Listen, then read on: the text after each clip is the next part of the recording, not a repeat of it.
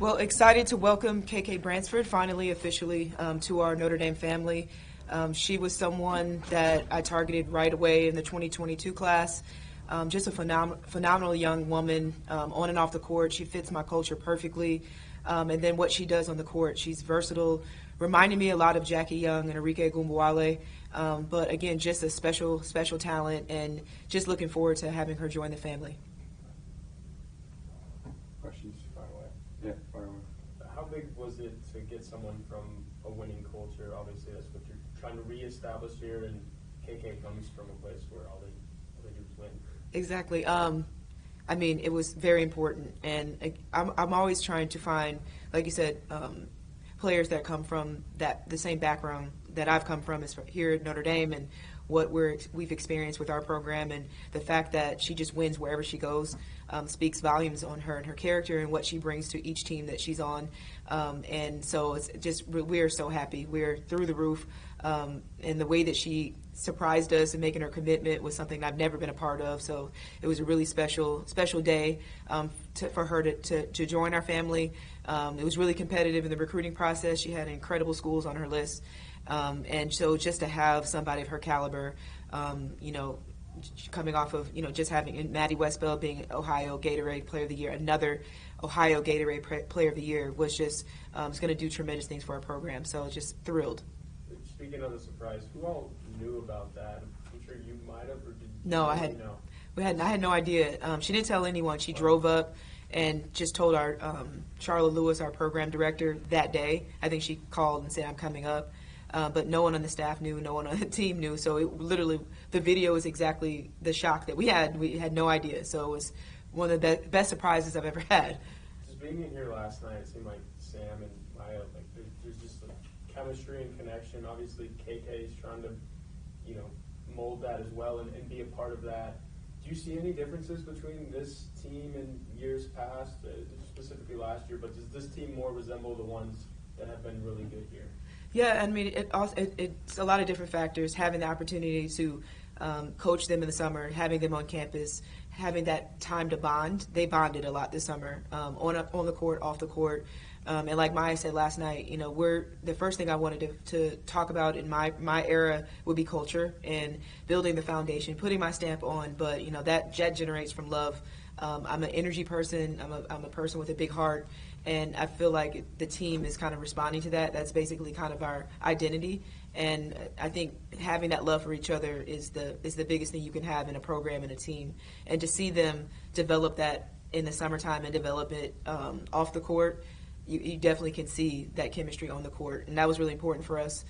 It's part of my core values. And KK fits in perfectly with that. When she came on the visit, it was like they were sisters, like they knew each other, they kept in touch. It was just a very organic bond that they shared during the recruiting process. So just really happy that she chose to join our family. From an on-court perspective, how do you see KK fitting in next year? I know this is the very start of this season, so there'll be a lot of moving parts once the season's over, but do you envision it as like an Olivia and KK 1-2 thing like you have with Olivia and Dara in the backcourt right now, or where do you see KK fitting in just in terms of on the court? Right. I think just with her athleticism and her skill set, it's going to be a very easy transition for her in college. And that's the same thing that happened with Maddie Westbeld. KK has a college body right now, so I think that's going to be very easy for her. As far as how I see her, I think that the sky's the limit for her. I think she is capable of making an immediate impact. She's different from the guards that we have because of her size and versatility. Like I said, she kind of reminds me of Jackie, jack of all trades. She could play the 1 through 4. But I know with how she plays, she's going to do whatever she can to help the team and whatever I need. But I can see her making a very big and quick jump with our team. Seems like Sonia also has that, can play a bunch of different positions, can do anything on the court. Is that kind of a theme that you're trying to set in recruiting? Those are the types of players that you're looking for? No, but I think it's just great, that their skill set is so advanced and they can do so many things well. I'm big on just having, again, the perfect fit for what we need. And I was really looking for a scoring guard in the 22 class, a guard that can play multiple positions, and I feel like she fit that KK fit that perfectly. Sonia, very similar. She does so many things well.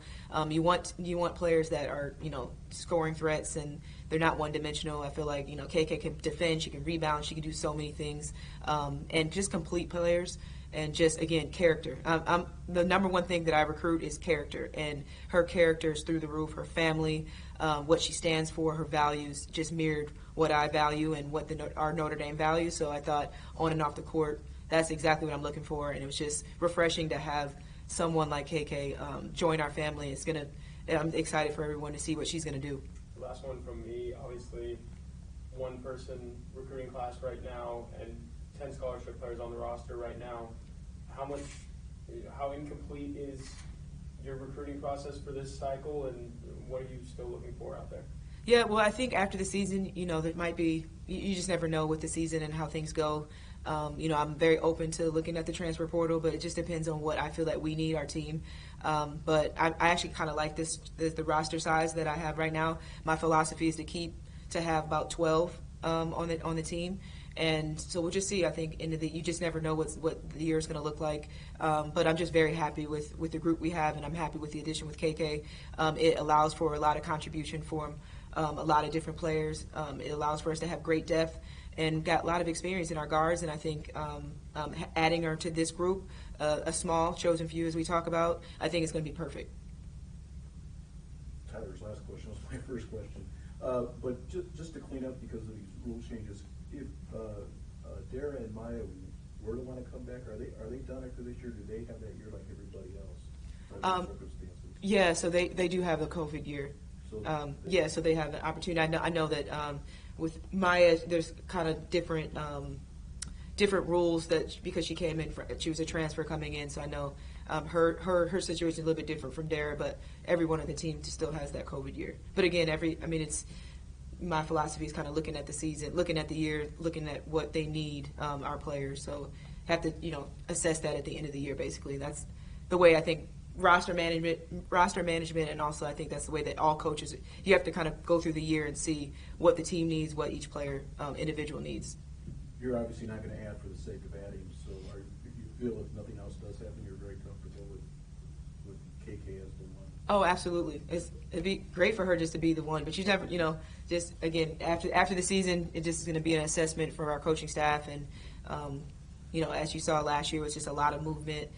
So definitely open to whatever comes our way or whatever's best for this program. I think for me, again, it's about fit. So regardless, if I bring someone in here, it's because they are the right fit. If you look at Maya, seeing her for the past couple games, you realize how perfect of a fit she was for us. So that's definitely something that I'll definitely take into consideration, making sure if we do add different layers or different pieces, that it matches what what I'm building here.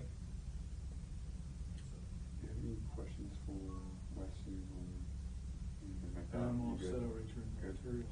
All right. Well, Syracuse, since we've got you, I'll ask you about that. Are you indifferent about having that one outlier game early in the conference season? And I know you're looking at Western, but I mean, do you have some take on Syracuse yet? Yeah, it's interesting. So I guess for me, it's my first time having an ACC game early. I guess it gives us a chance to see where we're at with the ACC.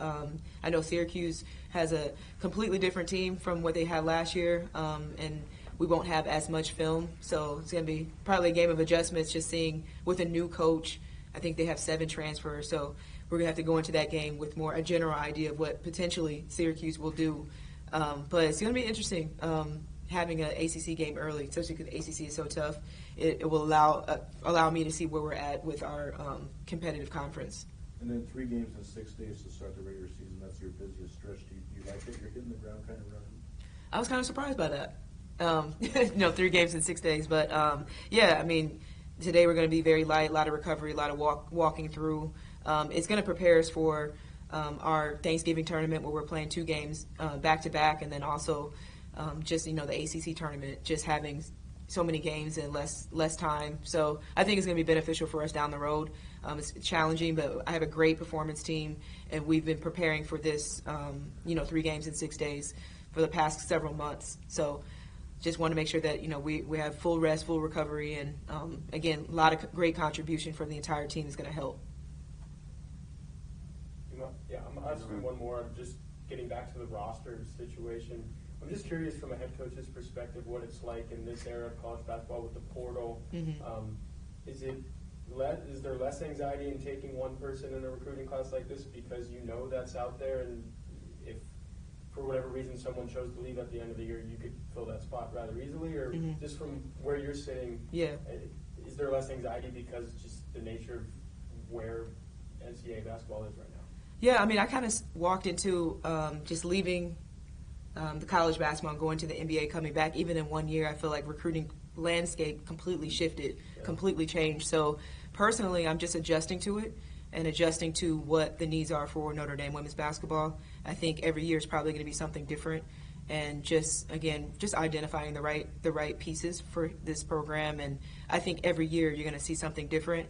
I think last year with the NCAA legislation having that 1 year waiver for players to transfer and play immediately, I think that's why there was so much movement. I'm hoping that the movement is not as not as huge as it was last year, just because you just want players to be in the right spaces where they're happy. I think that's just coming from just a former player. And so I'm just going to try to navigate each year and figure out what's best. But I'm learning too. So I don't think any coach, even a seasoned coach, has ever experienced anything like this as far as the transfer portal and recruiting. And so I'm just trying to learn as I go, and also just try to make the best decisions for my team and for this program.